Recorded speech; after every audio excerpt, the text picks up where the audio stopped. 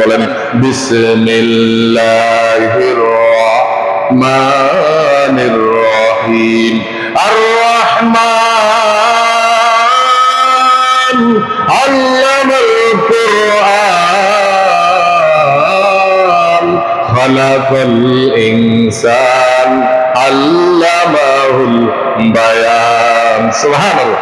আমার আল্লাহ রাব্বুল আলামিন বলেন আর রহমান, আমি হলাম রহমান, আল্লামাল কুরআন, কোরআন এমন একটা মহাগ্রন্থ কোরআন শরীফ, এই কোরআন সরাসরি আল্লাহ বানাইছেন। আল্লাহর কথা কার কথা?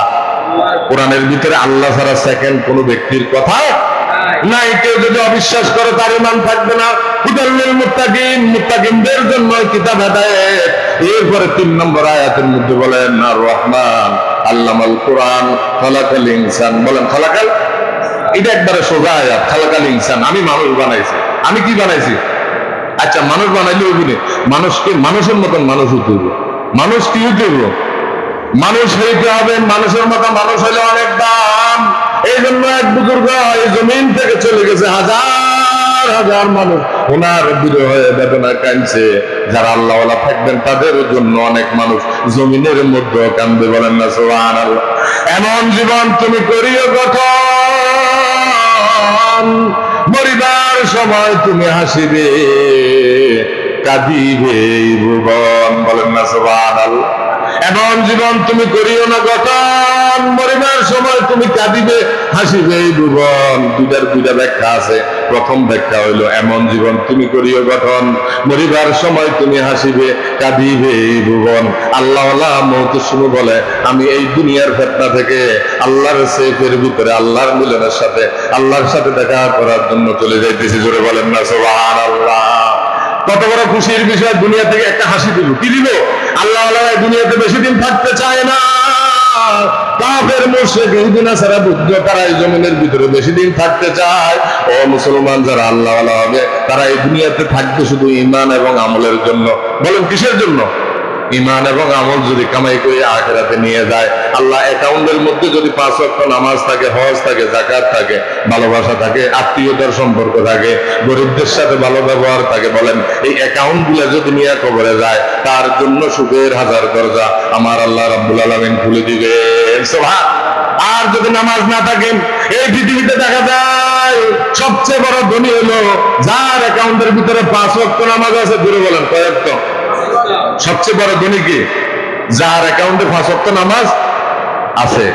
আর সবচেয়ে বড় ফকির হলো ওই ব্যক্তি যার অ্যাকাউন্টের ভিতরে 5 ওয়াক্ত নামাজ নাই, আল্লাহর মাহে রমজানের রোজা নাই, হজ নাই, তাহাজ্জুদ নাই, যাকাত নাই, পর্দা নাই, বসিদা নাই, 5 ওয়াক্ত নামাজ নাই। তার মতন হতভাগা গরিব আর এই জমিনের ভিতরে কেউ নাই। বলেন নাউযুবিল্লাহ। যদিও আপনি দেখেন কোটি কোটি টাকার মালিক, কিন্তু না শান্তি নাই। শান্তি দেওয়ার মালিক কে? আল্লাহ দিবে নামাজের মাধ্যমে, আমলের মাধ্যমে, ঈমানের মাধ্যমে। মুসলমান যদি আমরা ঈমান এবং আমল করি, আল্লাহ রাব্বুল আলামিন আমাদের জন্য জান্নাতে নাজ নিয়ামতের ব্যবস্থা করে দিয়েছেন। সুবহান। কোরআনকে যদি আমরা প্রশ্ন করি, আমরা যদি নেক আমল করি, আমাদের লাভ কি? ইন্নাল্লাযীনা আমানু ওয়া আমিলু সলিহাতি লাহুম জান্নাতুন তাজরি মিন তাহতিহাল আনহার যালিকাল ফাওজুল কাবীর। সুবহানাল্লাহ। কষ্ট আমার, জিল ছিললে ওনার কষ্ট, আপনাদের কষ্ট না, আপনারা শুনতেছেন। বলেন না আমিন। একটু জোরে বলেন না সুবহানাল্লাহ। মাশাআল্লাহ। এই সুবহানাল্লাহ আলহামদুলিল্লাহ লারা দিলে শয়তান ঢুকতে পারবে না। অ্যাকাউন্টে নেকি হবে। সুলাইমান আলাইহিস সালামের নাম শুনছেন নে? বলেন কারো খেয়াল আছে না? উনি একটা নবী ছিলেন। কি ছিলেন? এই জায়নামাজ, আমরা যে নামাজ পড়ি একটা জায়নামাজ বিছাই, আছে কি আছে না? এই জায়নামাজে 70,000 লোকদেরকে নিয়ে উনি প্লেন তো পরে আবিষ্কার হয়েছে, এরপরে ওই সিংহাসনে নিয়ে উনি উড়াল দিয়ে চলে যেতেন। বলেন না সুবহানাল্লাহ। একটা কৃষক আল্লাহর বান্দা জমিনের মধ্যে ফসল লাগাইতেছে আর কাজ করতেছে, ওই অবস্থায় সুলাইমান আলাইহিস সালাম 70,000 বাহিনী নিয়ে সিংহাসনে উড়াল দিয়া যাইতেছেন। সুলাইমান আলাইহিস সালামকে আল্লাহ রাব্বুল আলামিন এমন ক্ষমতা দিলেন, মুরগার কথা বুঝতেন, পিঁপড়ার কথাও বুঝতেন, পাখির কথাও বুঝতেন, বাতাসের কথাও বুঝতেন। মানুষ যে কথা বলে বাতাসের ওই কথাটা ওনার কাছে পৌঁছাই দিতেন। এই শক্তি হযরত সুলাইমান আলাইহিস সালামকে দিছে কে? ওই আল্লাহ আছে কিনা? নাই। আল্লাহর শক্তি কমে গেছে নি? আল্লাহর চেয়ার কেউ নিতে পারবে না, আল্লাহর মতো আপন আর কেউ নেই। জোরে বলেন না সুবহানাল্লাহ। এত বড় আমরা আপন আল্লাহ পাইলাম।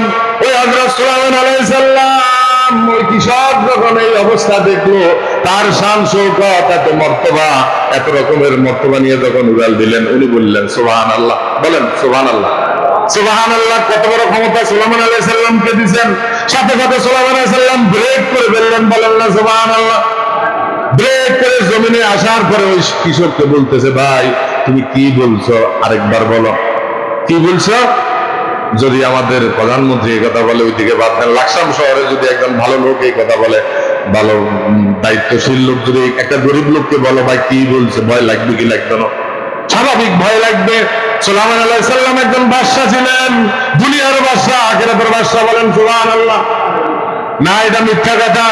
সুলাইমান আলাইহিস সালাম এত বড় একজন বাদশা ছিলেন। আসার পরে বলতেছে, কৃষক তুমি কি বলতেছো, আবার বলো। ওই কৃষক বলছে, সুবহানাল্লাহ, আপনাকে যে মান ইজ্জত সম্মান আল্লাহ দিয়েছেন, বাতাসের মাধ্যমে আপনি উঠতেছেন, এইগুলা দেখার পরে আমার ভিতরে একটা আক্ষেপ আসলো। আমি দিল থেকে বললাম সুবহানাল্লাহ। কন্যা সুলাইমান আলাইহিস সালাম একটা উত্তর দিলেন। এই উত্তরটা ভালো করে খেয়াল রাখেন মুসলমান ও আল্লাহর বান্দা, নবীর উম্মত। বলতেছে সুবহানাল্লাহ, তুমি আমাকে দিয়ে দাও, আমি সুলাইমান আলাইহিস সালামের অ্যাকাউন্টের মধ্যে, আর আমি সুলাইমান আলাইহিস সালামের যে রাজত্ব আছে, যে সিংহাসন আছে, যে ক্ষমতা আছে, এগুলো আমি তোমারে দিয়ে দিব। কন্যা সুবহানাল্লাহ। আমরা বললাম উনি মনে ফাঁক হবে, উনি কি হেডে বসে সমস্যা কি কয় সুবহানাল্লাহ একটা বলছি আরে সুবহানাল্লাহ, এটা বুঝে আসে না। আর সুলাইমান আলাইহিস সালামের রাজত্ব, সিংহাসন সবকিছু উনি দিয়ে দেওয়ার জন্য বলছেন। আর ওই কৃষককে বলতেছে, তোমার সুবহানাল্লাহ সওয়াবটা আমারে কি করো, দিয়ে দাও। বলেন না সুবহানাল্লাহ।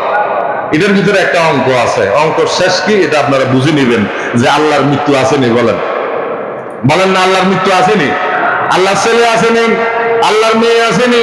আল্লাহর কোনো ছেলে নাই, মেয়ে নাই, টাকা পয়সার দরকার নাই। মানব জমিন আমাদের জন্য বানাইলেন, আমাদেরকে বানাইছেন আল্লাহর জন্য।